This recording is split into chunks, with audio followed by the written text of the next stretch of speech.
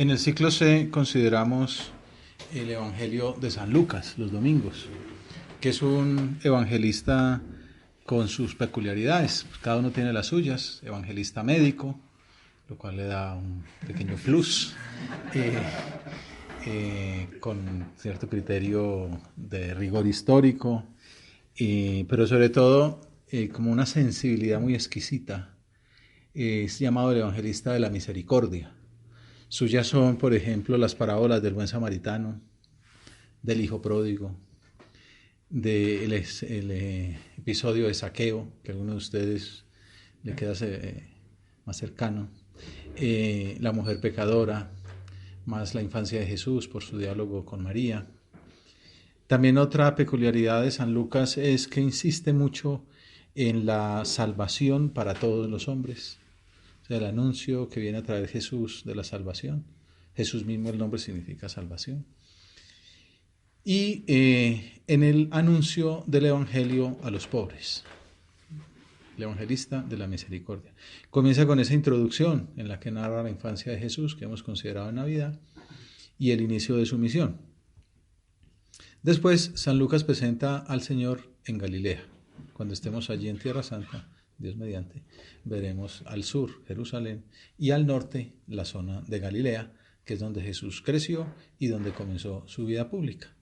Allí, dice San Lucas, una vez que la gente se agolpaba en torno a él para oír la palabra de Dios, estando él de pie junto al lago de Genesaret, entonces nos ubica espacialmente, de pie junto al lago de Genesaret, un lago muy pacífico, como lo decían en estos días, donde hay muy buena acústica, y la gente se agolpaba en torno a él para oírle, la multitud.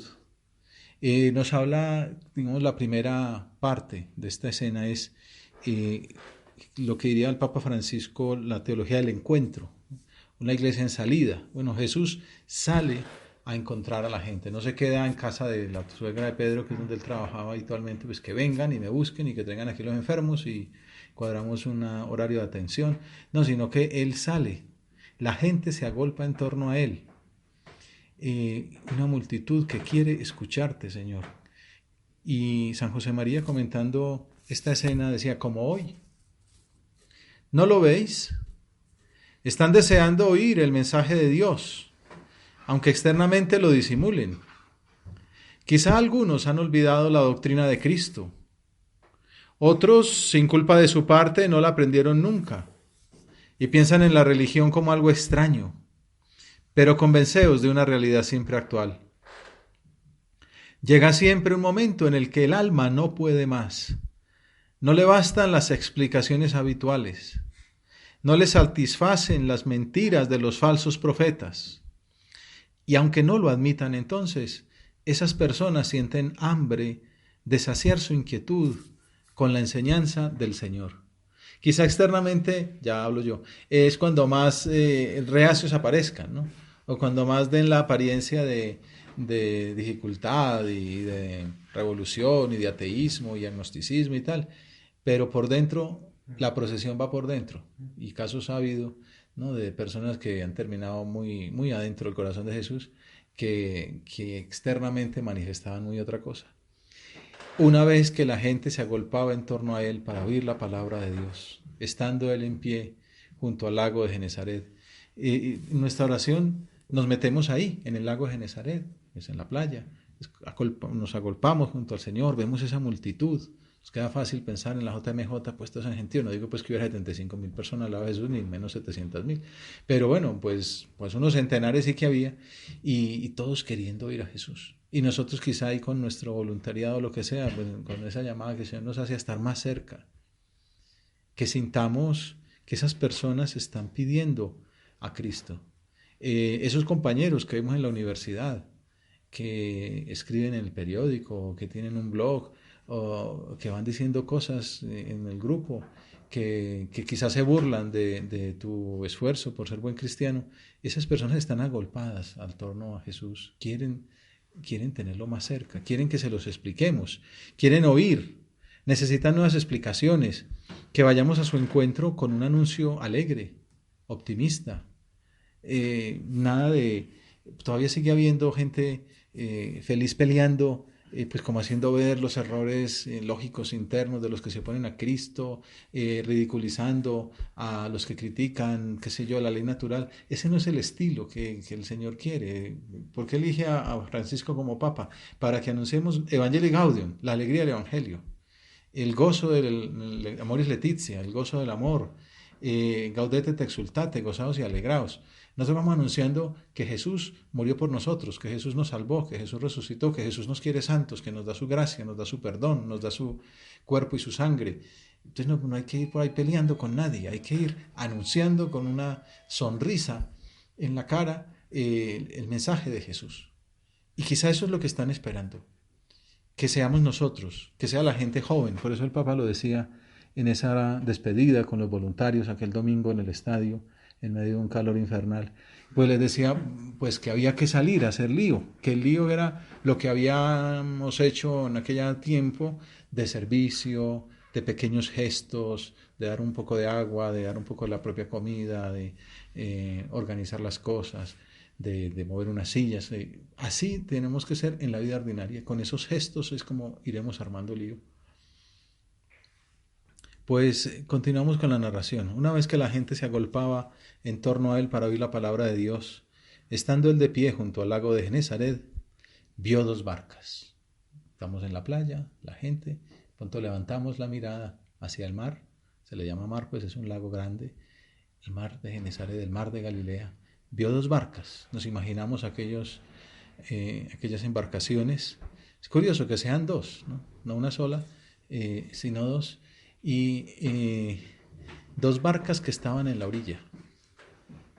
Quizá una de esas es la tuya, se la puede uno imaginar ahí, su barquito con el que trabaja, con el que se gana pues el alimento, con el que pesca. Probablemente en realidad es que había una pequeña cooperativa, un emprendimiento, diríamos hoy, de Pedro, Andrés, Santiago y Juan, una sociedad de las dos familias, que por la historia eran medio primos. Y entonces es probable que una sea de la familia de Zebedeo, de Santiago y Juan, y otra sea de Pedro y Andrés. Una desde luego es de Pedro, porque además así se le llama en el Evangelio, la barca de Pedro. Vio dos barcas, pero bueno, nosotros nos metemos ahí en esa sociedad, quizás trabajamos para uno de ellos, y nos encontramos. San José María insistía mucho en esto, el encuentro con Cristo en medio del trabajo. Esto no se hablaba antes, ¿no? Porque antes se pensaba que seguir a Cristo era hacerse religioso. Pero uno mira el Evangelio y estos hombres no estaban en un convento, estaban en el mar. En un trabajo humano, profesional, incluso cansado, infructuoso, porque estaban en la madrugada, no habían pescado nada, y es bonito, sé que eran buenos trabajadores, estaban repasando las redes. No es como decir, bueno, no hemos dormido nada, vamos a dormir y ya venimos a las 4 de la tarde a organizar las cosas. No, todo con orden, antes de ir, además de estar cansados. Cuando uno no logra fruto se cansa más.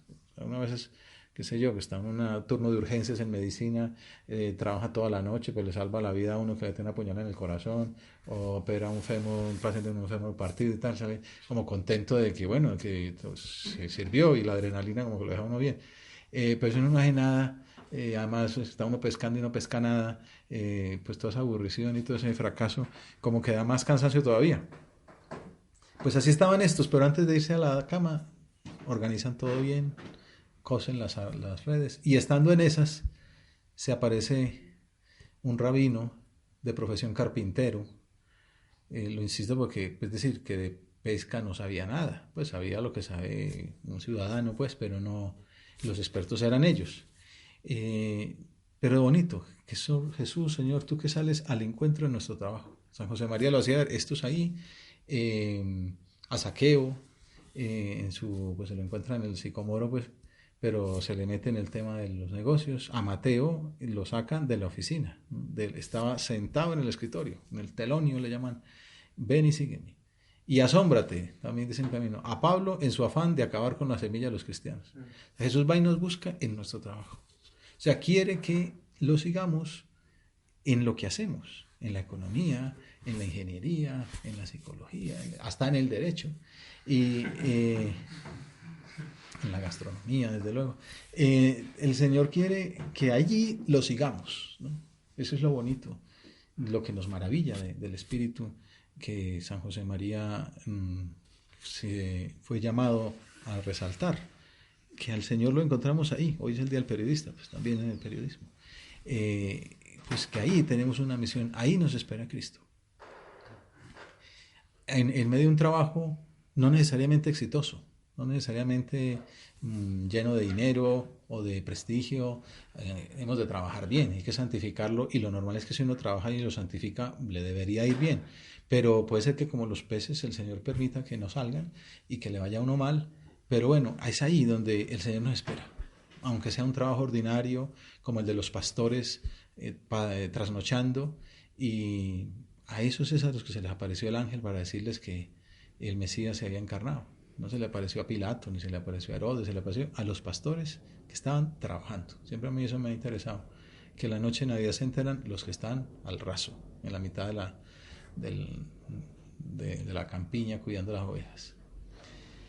Vio 2 barcas que estaban en la orilla. Subiendo a una de las barcas, que era la de Simón, como decíamos antes, le pidió que la apartara un poco de tierra. Es bonito, ¿no? Ese subirse el Señor a nuestra barca, entrar en nuestra labor. Es como si se metiera al consultorio o a la cabina de radio o a la cocina o al laboratorio, o se le sentara uno al lado ahí en el Excel, en el escritorio. Se subió a una de las barcas y le pidió que la apartara un poco. Se empezó a capitanear, y tomó el mando, ¿no? Como pasa a veces en los barcos en el canal de Panamá, que hay que cederle el mando al piloto local. Bueno, aquí como que toma el mando y dice, pero dice, le pidió, ¿no? No, tampoco le ordenó, porque eso el verbo en alguna parte dice que suplicó o rogó. Le pidió que le apartara un poco de tierra, quizá para que el chorro de voz pues tuviera más eco, bueno, también para que quedara involucrado Pedro, porque empezaba a aportar. Estos días contaba que hay una película de Jesús de Nazaret, que es de Sefirelli, es antigua, pero tiene esta escena de la vocación de Pedro, es muy bonita porque muestra cómo le saca el cuerpo, se hace el bobo, va huyéndole, pues como haciendo ver el drama que significa que Dios lo llame a uno y que uno le va dando largas, como diciendo, ya lo seguiré. Estos días estaba en una tertulia que alguien contaba su vocación y decía pues que se había pensado entregar su vida a Dios, y decía, sí, era un muchacho de bachillerato, cuando acabe la carrera, me hago supernumerario, por ejemplo. Y entonces, no, pero es que en bachillerato también te puede entregar. Le cambió la vida. Pero bueno, uno a veces es como así, sí, entre 5 años, ¿no? Ya llegará el momento. Y entonces, de pronto dice, no, 5 años no, hoy, ¿no? ¿Por qué no entregas a Dios de una vez, de verdad, ahora? Un poco lo que le pasa a Pedro, ¿no? Pues sí, ya veo que Andrés está muy metido en el cuento, ya veo que Juan y Santiago están como, les ha hecho eco lo que les enseñó Juan Bautista, sí, yo les ayudo, y quizá habría pensado que algo de la plática de la cooperativa de los dividendos podía servir para ayudar a la labor apostólica del maestro, pero bueno, yo me quedo aquí sacando la plática. Podría decir pues cosas de ese estilo, podría uno prever. Pues el Señor se sube en su barca, quizás uno de los motivos por los que se sube en la de él y no en la de los otros, y le dice, apártala un poco de tierra. Y entonces ya empieza a ser, sin querer, un servidor del apostolado de Jesús. Le pidió que la apartara un poco de tierra. También es bueno ver que el Señor entonces entra en nuestra labor, asume nuestras circunstancias, porque podría decir, Señor, no me pida la barca que tiene un hueco aquí abajo. Pues ya el Señor ve el hueco y tal, bueno, hay que taparle el hueco, pone el dedito ahí sobre el hueco, achique, lo que sea. Se mete en nuestra labor, ¿no? Él sabe lo que hacemos. Él nos conoce y conoce mejor que nosotros mismos lo que tenemos entre manos. Él, San Agustín dirá, conoce más nuestra intimidad que nosotros mismos. Íntimo meo, ¿no? Es más íntimo a mí que yo mismo, ¿no? Entonces, pues también estamos haciendo la oración, hablando con Dios, abrámosle la barca, dejémoslo subir.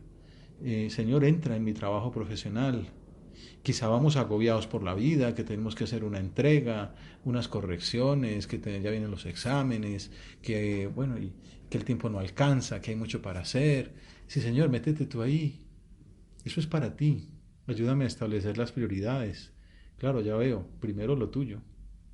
No puede ser que por estar estudiando para un examen no haya un examen, a misa el domingo. Pues quiere decir que sí, que estoy perdiendo el norte. O que le estoy dando más importancia a una cosa porque da plata y por hacer eso descuido otra en que le sirvo a la gente. O lo otro, que por estar sirviendo a la gente no estudio y es mi responsabilidad estudiar. Bueno, como entra tu Señor en mi trabajo y ayúdame a verlo. Ayúdame a valorar cómo te parece mi labor. Si primero estás tú, después los demás y por último yo. Por último yo, ¿no? Que no estén primero mis gustos, sino lo que tú quieres. ¿Cuál es tu voluntad, Señor, para ese desempeño profesional? ¿Cómo trabajo yo para santificar ese trabajo? En estos días leía esa anécdota de un profesor, un supernumerario, un croata, profesor de Navarra de periodismo, que entonces el que lo escribía decía, no es que lo haya aconsejado, sino que hacía ver que él lo vivía, que leía 100 páginas diarias, a veces pues llegaba a 500, pero lo normal era 100, todos los días 100 paginitas. Entonces el que me lea pensará que es imposible. La verdad tampoco es tan difícil, ¿no? Bueno, obviamente no estoy diciendo aprendiéndose de memoria las normas ahí de la bioquímica, tal, pero bueno, eran 100 páginas, ¿no? Y decía, claro, si ustedes se ponen a mirar lo que gastamos en series de Netflix y cosas de esas, en redes sociales, de pronto no es tan difícil sacar 100 horas, 100 hojas, ¿no? Si uno se sacrifica y se mete a fondo. Si uno tiene, como tenía ese señor, el deseo de santificarse, de aprender mucho para poderle transmitir a los alumnos, para poder aportar al diálogo con esas multitudes que quieren escuchar nuevos argumentos, la alegría del Evangelio. Bueno, pues eso es el Señor que se mete en mi barca. Dejar que se meta y que me ayude a decir, Señor, que mi barca sea una barca en la que tú pesques. Pero claro, si mi barca está llena de huecos y si la red está llena de rotos y que no se han nunca cosido, pues la tiras y el Señor pone ahí peces, pero se salen. ¿Por qué? Porque nunca la cosí. Entonces también el Señor quiere servirse de mi barca y quiere servirse de mis redes, como veremos, para hacer una gran siembra, un gran apostolado, una gran recogida. Pero yo tengo que tener un instrumento idóneo y unas barcas y unas redes que funcionen. Pero bonito, Él asume nuestras circunstancias. Le pidió que la apartara un poco de tierra. Toma el mando. Tú, Señor, quieres hacer apostolado hoy día sirviéndote de mí, de mi barca. La barca de mi medicina, la barca de mi ingeniería, la barca de mi derecho, la barca de mi economía, la barca de mi palito, de mi carrito de paletas, la barca de mi taxi. Bueno, la barca de lo que yo hago. Desde ahí, quieres hacer una gran labor. ¿Cuánta labor hace uno? Mira a los santos, ¿no? Con Guadalupe Ortiz de Landazuri, que estamos a 100 días de que la beatifiquen. ¿Cuál era su barca? Pues la administración de los centros del Opus Dei, la barca de la química, la barca de la enseñanza universitaria, y hizo una gran labor y sigue haciendo. Ya murió, nosotros ninguno la conocimos y sin embargo su ejemplo nos está sirviendo unos años más tarde. Sentado desde la barca, el Señor enseñaba a la gente. Ya hemos dicho que el ambiente aquel era pacífico, las condiciones acústicas ayudaban. También uno se imagina, estas cosas del Evangelio laterales ayudan a entender que Jesucristo tenía que tener una potencia física fuerte. Algunos por ahí al principio decían que era nanito y flojito y tal.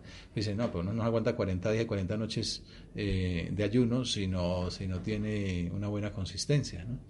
Y también uno dice, y hablarle a una muchedumbre, pues el lago de Genesaret facilita las cosas, pero sé que tenía que tener un buen chorro de voz. Enseñaba. Desde la barca, sentado, enseñaba. Y es bonito ver, o sea, que una de las fusiones grandes de Cristo es la docencia, el magisterio. El cristianismo, como todas las religiones, tiene un cuerpo doctrinal, unas verdades que hay que creer y que hay que conocer y que hay que saber explicar. No podemos explicar en el siglo XXI las cosas como las explicaba Santo Tomás. Bueno, a Santo Tomás hay que aprenderlo porque se las explicó muy bien, pero Santo Tomás no tenía la filosofía analítica, ni tenía la inteligencia artificial, ni tenía la política de ahora. Entonces hay que hacer el esfuerzo de lograr explicarlo bien de tal modo que se entienda por la gente de este tiempo. Ya ese es otro tema, ¿no? La importancia de la doctrina, que lo veremos mañana para los que quieran venir. Eh, la economía de la salvación. O sea, en este caso no es simplemente un cuerpo doctrinal, como lo tiene el hinduismo, el budismo, cualquier religión telúrica o étnico celestial.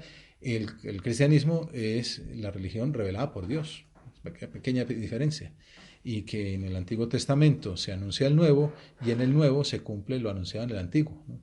Y es lo que Jesús enseñaba. Habéis oído que se dijo, pero yo os digo que aprendamos de ti, Señor. Bueno, hasta aquí la primera parte de la escena. Voy a mirar cuánto llevamos. Y diríamos la liturgia de la palabra. Jesús, ¿qué enseña?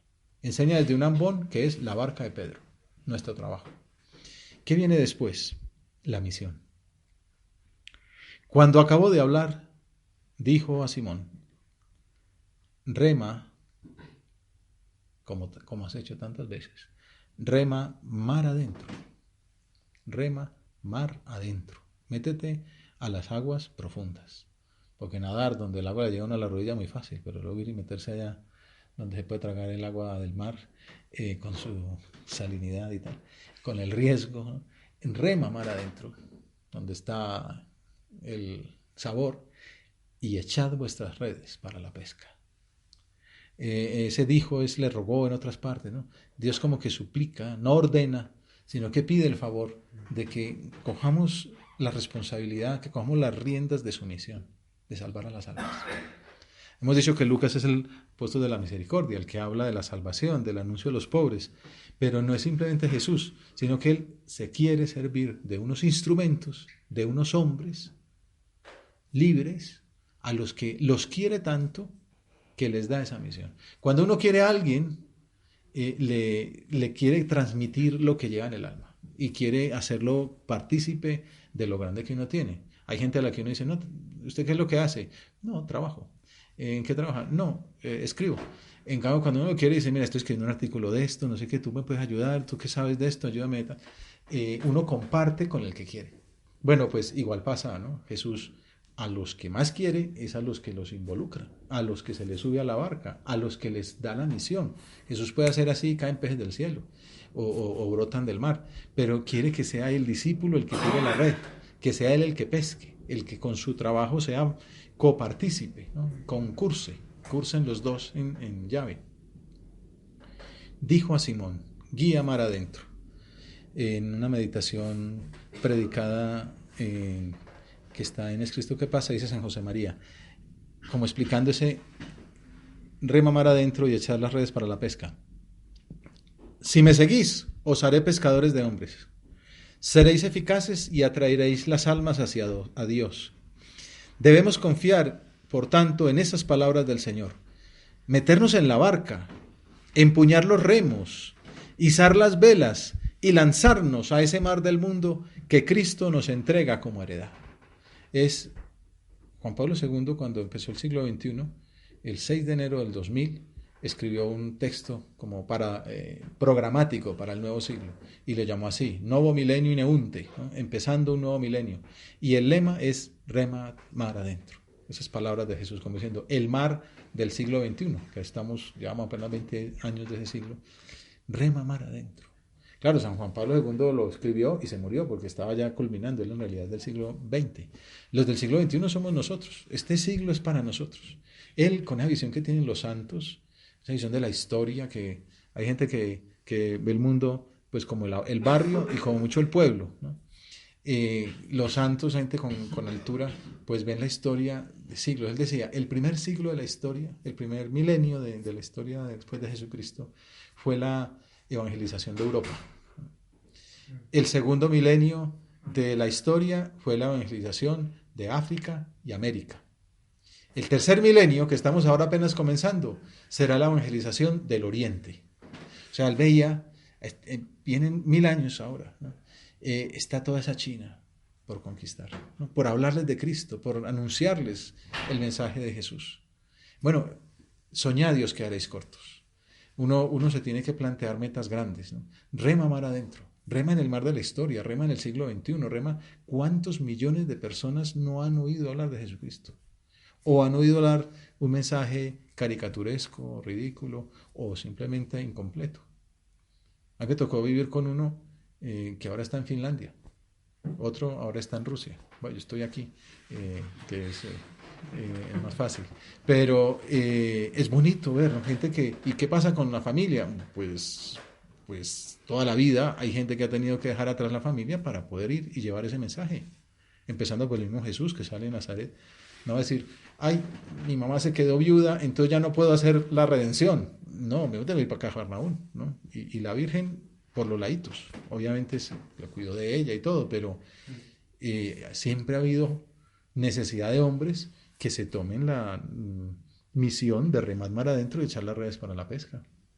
Que poner a Cristo de primero, poner la salvación de las almas de primero y los intereses personales en segundo lugar, obviamente cuidando todos los deberes de justicia que sean necesarios. Echad remad mar adentro y echad vuestras redes para pescar. Es un reto, un mandato, una aventura, una vocación que le da sentido a nuestra existencia, que le da a nuestra vida un sentido de misión. ¿Yo para qué nací? Hay mucha gente que no sabe para qué nació. Entonces más o menos están ahí, pues bueno, para ganar plata y para divertirme. Y bueno, y entonces pues para parrandear los sábados y los viernes. Y entonces hay que ganar plata para poder parrandear los viernes y los sábados. Y llegan los 40, los 50 años y como que, pues sí, ya tengo una finca, ya tengo un yate, pero ya tengo mucha ropa, pero como decía un rico, no me puedo poner 2 trajes al mismo tiempo. Pues sí, ya tengo trajes, pero no me puedo poner sino uno. Tengo plata para comprar comida, pero no puedo comer sino 3 veces, tampoco voy a comer 7 veces al día, ¿no? Entonces, ¿yo para qué nací? ¿Cuál es el sentido de mi vida? El sentido de mi vida es gastarla al servicio de los demás. Dejar que Cristo se enseñoree sobre mi barca, remad mar adentro y echar las redes para la pesca.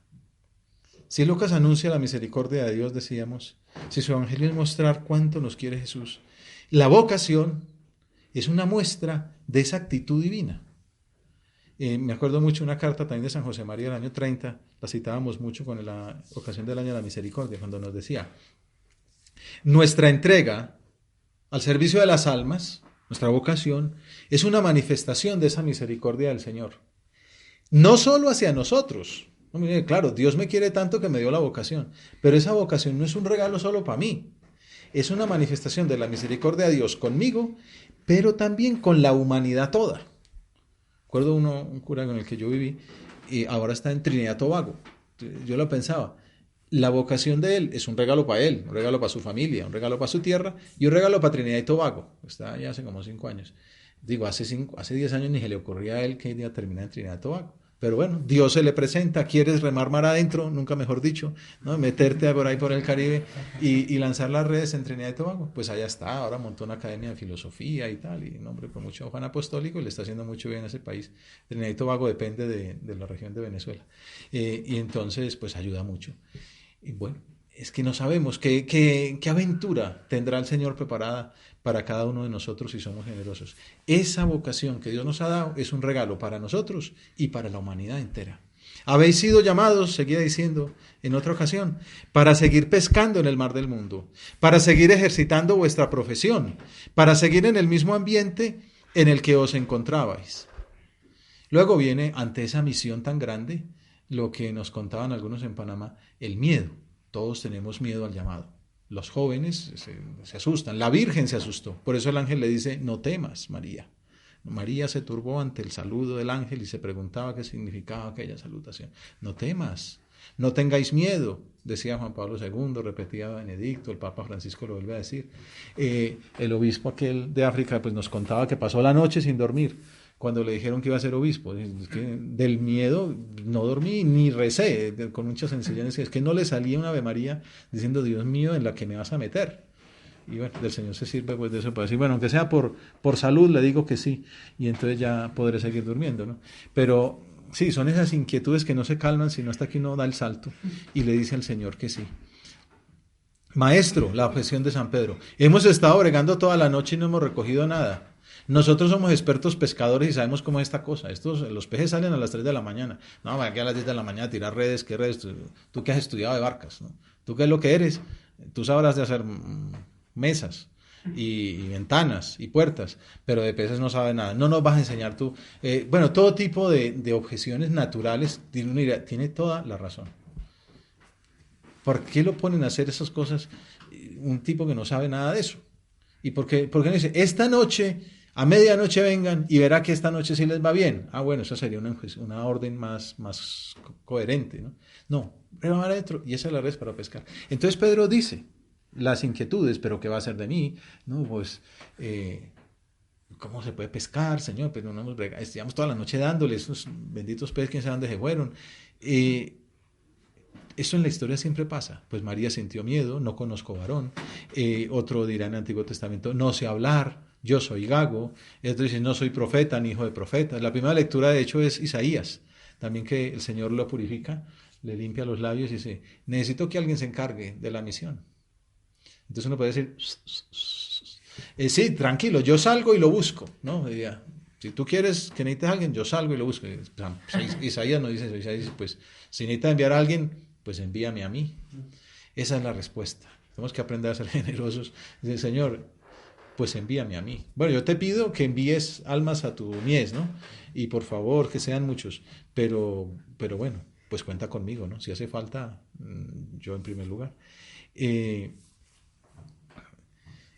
Puedo no ser fiel, uno decir, vendrán tentaciones, me seguirá trayendo lo que me aparta de Dios. Todo tipo de disculpas puedo no sacar. Pero hay que ver. San José María, una meditación de esto decía, con estas palabras los apóstoles reconocen su impotencia. En una noche entera de trabajo no pudieron pescar ni siquiera un pez. Y así tú, y así yo, pobres hombres soberbios. Cuando queremos trabajar solos, haciendo nuestra voluntad, guiados por nuestro propio juicio, el fruto que conseguimos se llama infecundidad. ¿Cuál es la solución? Pues responder como Pedro, Señor, todo eso es verdad. Hemos estado bregando toda la noche, no hemos recogido nada, pero por tu palabra echaré las redes. Señor, danos esa fe. El prelado nos hablaba en la tertulia de tener esa fe. Confiar en Dios, aunque parezca que la oración no se oye, aunque se vea como difícil, que tengamos esa fe para decir, pero bueno, si tú lo dices, por tu palabra echaré las redes. Muchas veces he meditado la respuesta de Pedro, in verbo autentuo laxavo rete. Hay un sentido de plena seguridad en Jesucristo. Porque tú lo dices, porque tú lo quieres, haré esto y cualquier otra cosa que me mandes. Lo haré con confianza, sin miedo. Trabajaré sin miedo hablaré, me afanaré en lo que sea necesario. ¿Y cuál es el resultado? Puestos a la obra, hicieron una redada tan grande de peces que las redes comenzaban a reventarse. Abundancia divina, premio a esa docilidad, a esa obediencia, a esa fe de Pedro, a esa fe de la iglesia, a esa fe de los discípulos. Ahí la historia termina también con una anotación que al Papa Francisco le gusta mucho. Entonces hicieron señas a los compañeros que estaban en la otra barca para que vinieran a echarles una mano. Vinieron y llenaron las dos barcas hasta el punto de que casi se hundían. Comunidad, fraternidad, iglesia, trabajo en equipo, humildad para reconocer el protagonismo de la gracia y también para pedirle ayuda a nuestros hermanos, para involucrarlos en la obra de Dios, para compartir ese mérito que es inmerecido. Y entonces, llena se manifiesta la mar. Les digo así ya con esa, es una homilía recién publicada de San José María. Y han de venir las otras naves a ayudar, a recoger aquella gran cantidad de peces. ¿Lo ves? Si tú reconoces tu nulidad y tu ineficacia, y diríamos, y no la usas como excusa, sino que simplemente con humildad dices, no soy nada, pero en tu palabra echaré la red. Si tú en lugar de fiarte del propio juicio te dejas guiar, no solo te llenarás de maravillosos frutos, sino que además de tu abundancia, tendrán también abundancia los otros. ¿Cuánto bien y cuánto mal puedes hacer? Bien si eres humilde y te sabes entregar con alegría y con espíritu de sacrificio. Bien para ti y para tus hermanos, para la iglesia, para esta madre buena que es la obra. Bueno, se nos acabó el tiempo. Acudamos a la Virgen Santísima. Ella, que ya vimos, también tuvo miedo, también tuvo estupor, se turbó ante las palabras del ángel, pero como hemos meditado tantas veces, respondió, he aquí la sierva del Señor, hágase en mí según tu palabra. Pues a ella le pedimos que nos alcance del Señor la gracia de que escuchemos su palabra, que sigamos su llamada y que anunciemos esa buena noticia para ser también pescadores de hombres.